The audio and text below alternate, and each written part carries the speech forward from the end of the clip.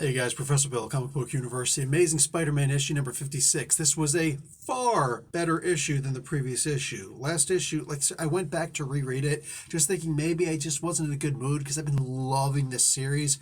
But no, the previous issue really was just that bad. It was too much, too far. It was frustrating to even try and get through it a second time, knowing how good this one was. Wow, just there's that thing like a joke or a story that just goes on for too long before this one goes on too long. Let's give credit where credit's due. So this is Last Remains Post-Mortem Part 1. Nick Spencer is the writer and Mark Bagley on pencils. Andrew Hennessy and John Dell doing the inks. Rachel Rosenberg and Edgar Delgado doing the colors. VC's Joe Caramagna doing the letters. Bagley, Dell, and Delgado do the cover art. Couple of variant covers there. They're just saying, and Spider-Man was created by Stan Lee and Steve frickin' Ditko. Baby. So this issue starts off with a plan, an actual story. Now, this is part one of Postmortem. So this is where the story is, where they're telling us the story is going to be. And something very magical happens in this issue. No, I'm not talking about the idea that they're using science and magic and superpowers and stuff, which is somewhere in between in this issue. No. Nick Spencer actually revisits his what the hell was, I can never remember what the stupid story was called. It was actually a really good story. I just didn't like the way it ended. The Captain America Hail Hydra thing. That one.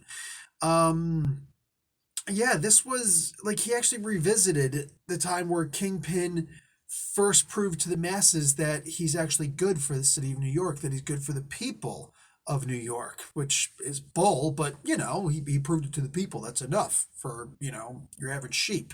So anyway, the big dome that was created over top of Manhattan and all that stuff, and Project Blank, where he utilizes the spot to try and make a Dark Force dimension / blank space to cover Kindred.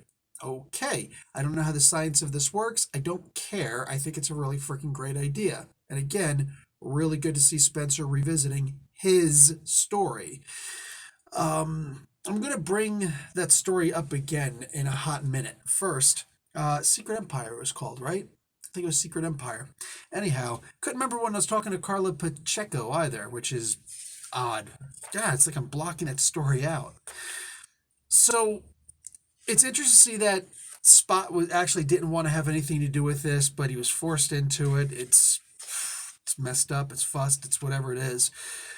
Norman Osborn, he seems to be faking it. This makes a whole lot more sense. I don't know if he actually is fully faking it or if he's faking it now. You can never tell with Osborn. Like, does he just need for Harry to trust him again so that he could break him, so that he can hurt him? The whole thing that he said to Kingpin, I need you to stop. I need you to trust me. I need you to let me go first, because if there's one thing you know about me, it's that I can hurt him more than anyone. And then he turns around and starts trying to plead with him. And he explains the story, and it sounds like a good story, but it's still Norman Osborn. Is that an evil that you can't really take away permanently? That's only gone for a moment. I mean, we did get to see 6 panels of him going from wicked, crazy, and I'm going to kill everybody in the room, bloodthirst, to Harry, my son. I mean, wow. That actually took a hot moment. Does he have a green door of his own? That's Immortal Hulk, if anybody's not familiar with that.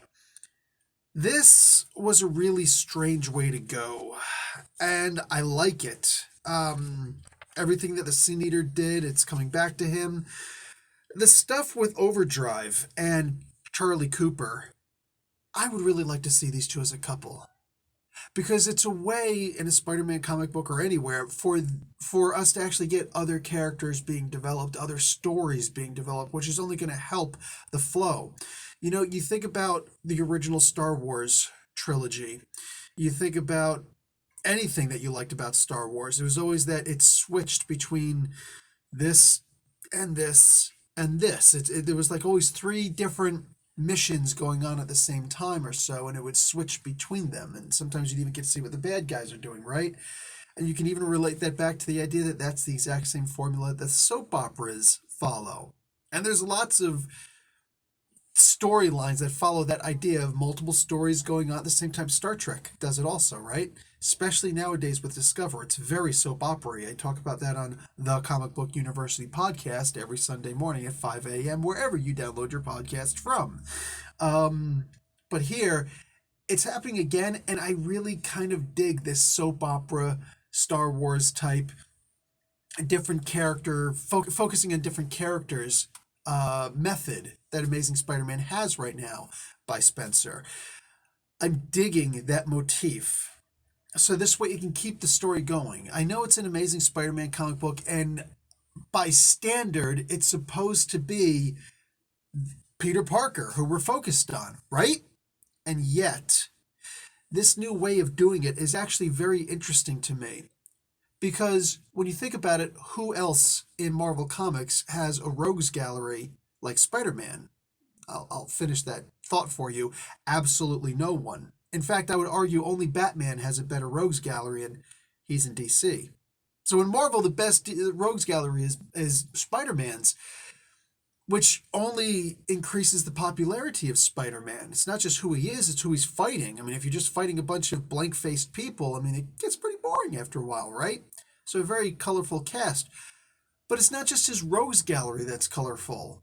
I mean, he's got Mary Jane, he's got all the different spiders from the Spider-Verse, he's got all these different characters who he interacts with, people who have different ways of dealing with him, J. Jonah Jameson being one of them. I mean, for the love of God, why not have a gallery, not just a rogues gallery, a gallery of people who are important to Spider-Man and his life, only enhance his life, and talk about all of them?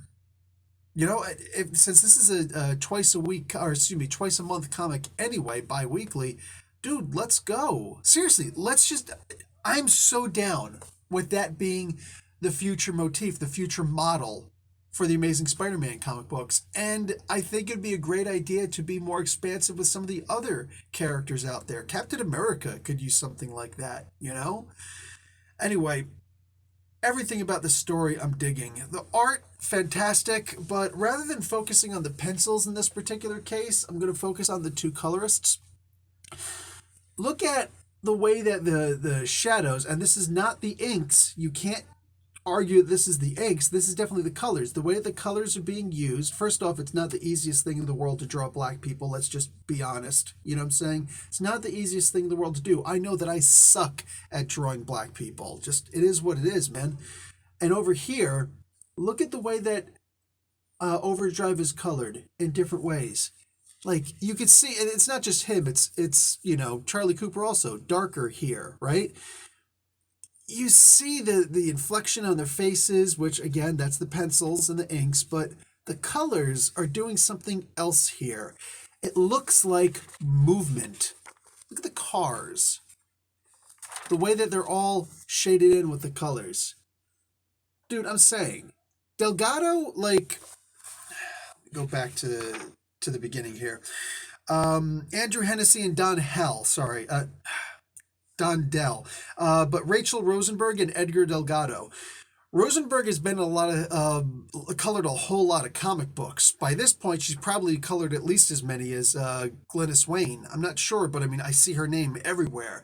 So clearly she's going to be good at this. But having Edgar Delgado doing this also, he's somebody who's worked with Humberto Ramos a lot. Seeing these two together, I think we found a power couple as far as colors are concerned. Call me crazy, I'm okay with it, won't be the first time. But the colors in this comic book pop like nobody's business, all right? They work purposely with what's been shaded in, what's been, you know, inked and whatnot, and it's just, it gives such a great contrast for the characters. It makes them feel real. It makes them in many ways feel three-dimensional, right? They're not necessarily coming off the page, and I don't have red and blue cardboard glasses on for, you know, the 3D effect.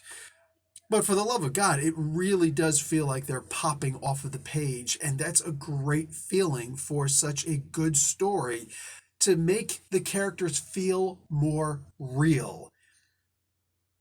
Not the easiest thing in the world to do, but if you got a good color team, I'm saying. this is this is like a power band of colors as far as I'm concerned. Hells yes, I am so down for that. Anyway, guys, I enjoyed this book. Also, interesting to see something that I want to mention. I'm just now remembering this before I was about to leave. I'm just going to throw in right now though, really quick. Like the video, watch an ad. um, it's interesting to me, as far as Spencer is concerned, he usually doesn't finish a story the way that you think that he would finish a story. Case in point, I remember pretty much everybody who was trying to predict the ending of Secret Empire. Everybody was figured, well, obviously Kubrick is going to have to get involved and switch Captain America back to normal, right? I don't know if Spencer heard the people, whispering this or talking about this stuff or screaming, whatever. Because there were a lot of freaking trolls during that time, not allowing a story to just be played out, Um, way too vocal on a story that wasn't even finished yet. But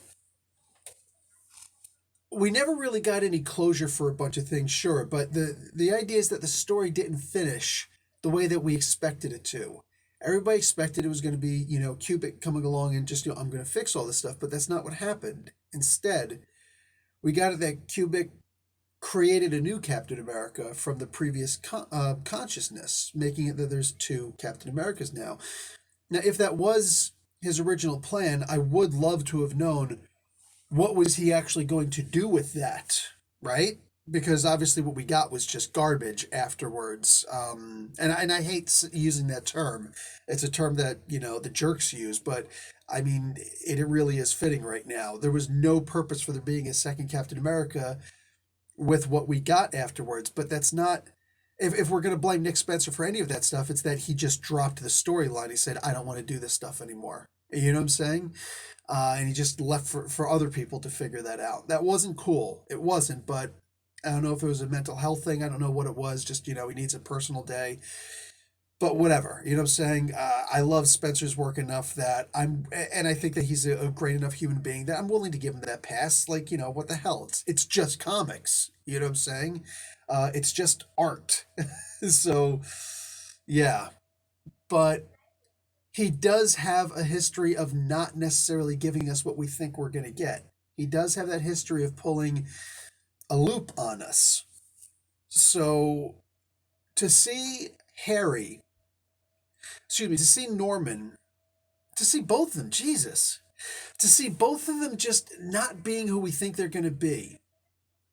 And a lot of people have mentioned, I've of course thought about this. I didn't want to go into it though, but I'm going to go into it now because last issue it seemed a little bit too evident.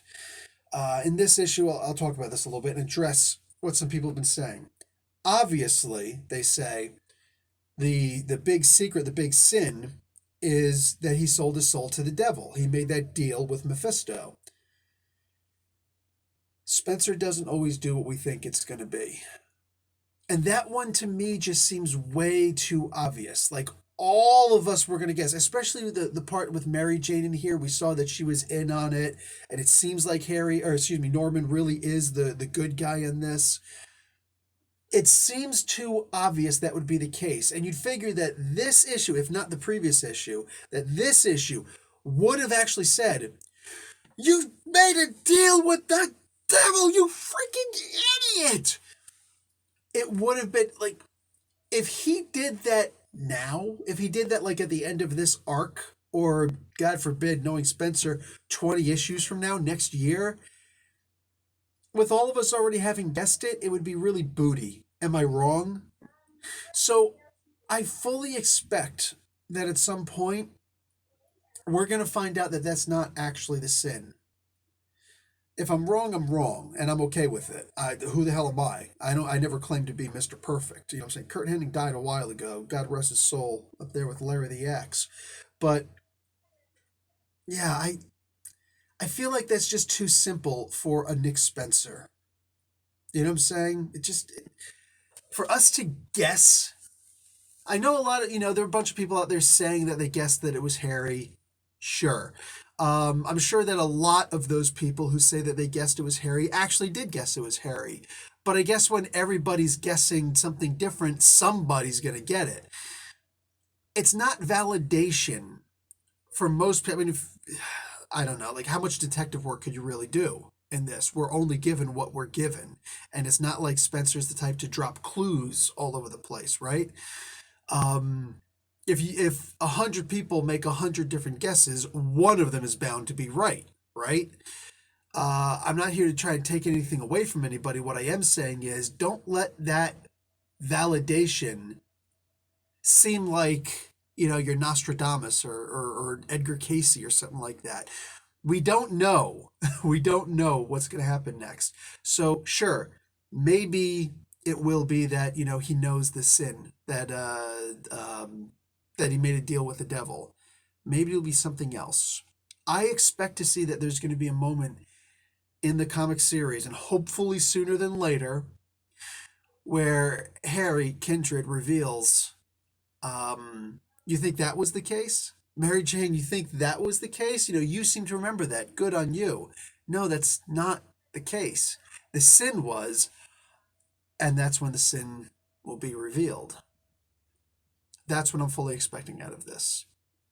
Anyway, there's a lot of thought to that. There's a whole lot of questioning and give and take and all that good stuff. And honestly, it's basically just a long-winded way of saying I don't know, and I'm not going to be pretentious enough to act like I know. I want to be surprised. I want to be led through the story. I just don't want to take the scenic route all the time. You know what I'm saying? Only when it's necessary. Sometimes you just want to get to your destination. So there's that. Anyway, guys, fantastic comic book. Last issue was just a horrible, horrible. It is what it is. But I'm glad to see this story is fully back to where it needs to be, which is just progressing the story and us actually seeing something, feeling some sense of fulfillment with also a little bit of suspense at the end of an issue. And that's the way that every single comic book should always be done. There should be some sense of fulfillment there. And this one certainly did that. All right, on to the next one. Talk to you guys later. Professor Bill, Comic Book University. Don't forget to like that video. Class dismissed.